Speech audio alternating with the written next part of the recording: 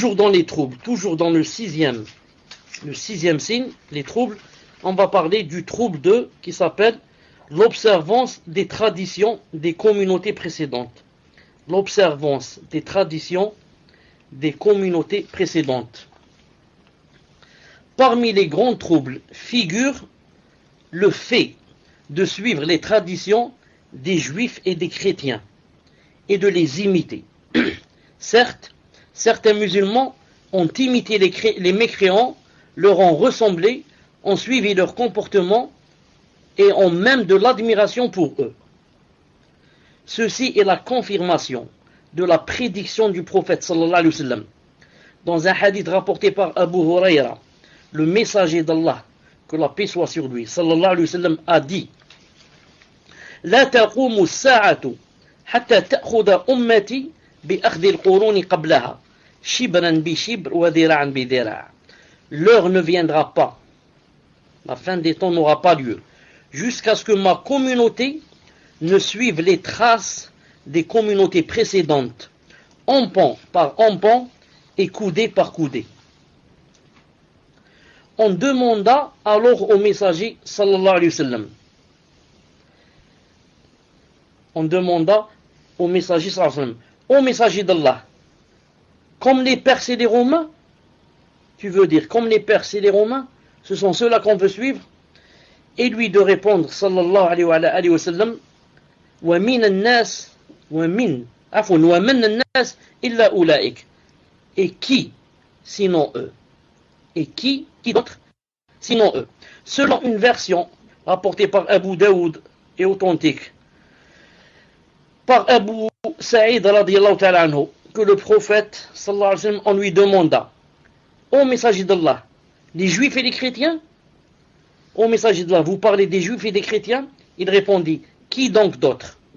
Qui d'autres donc? Ou bien qui donc d'autres?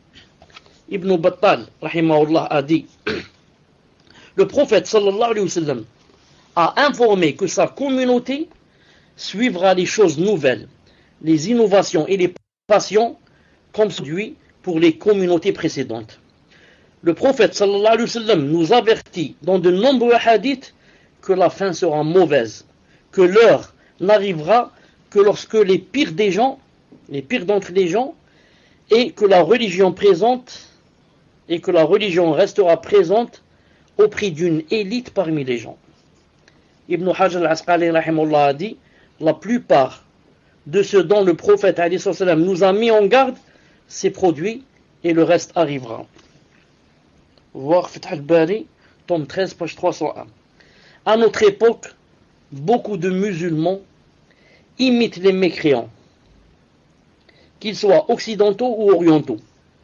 Nos hommes imitent leurs hommes et nos femmes imitent les leurs. Ceux-ci les ont troublés au point que certains sont sortis de l'islam en croyant qu'ils ne pourront jamais évoluer s'ils ne délaissent pas le Coran et la Sunna. Quant à celui qui connaît l'islam authentique, il sait où en sont arrivés les musulmans dans les siècles derniers, dans leur éloignement des enseignements de l'islam et leur détournement de son dogme. Il ne reste plus que le nom, car ils appliquent les lois des mécréants et se détournent de la loi divine.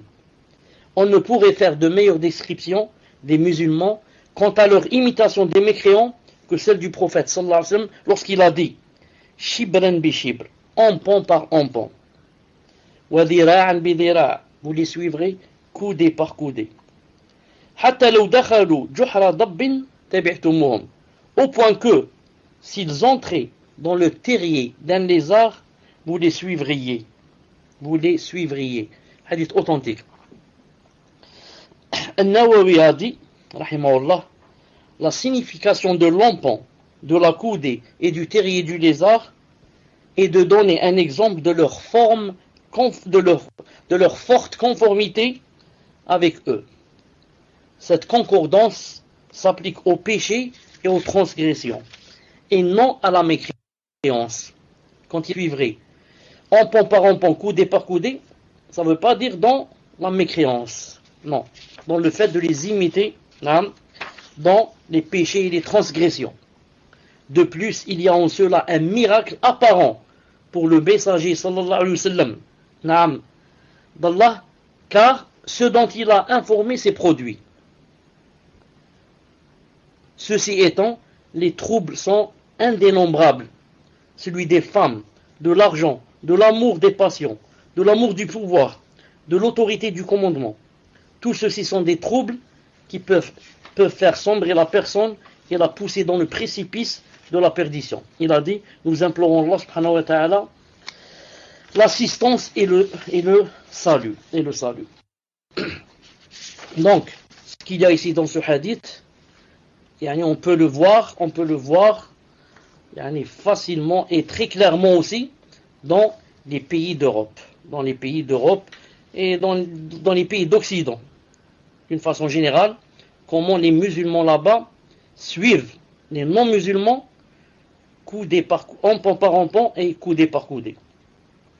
Au point où certains sont complexés de leur religion. Au point où certains cachent qu'ils sont musulmans s'ils sont avec des gens qui ne sont pas musulmans. Cachent. Au point où certains changent aussi leur prénom. Ils changent leur prénom pour que on ne sache pas que ce sont des musulmans. Et même certains, comme ici par exemple, dans certaines régions, qui vendent leur religion. Juste pour un visa en Europe. Juste pour un visa en Europe, il est prêt à quitter l'islam. Puisse Allah subhanahu wa ta'ala nous préserver.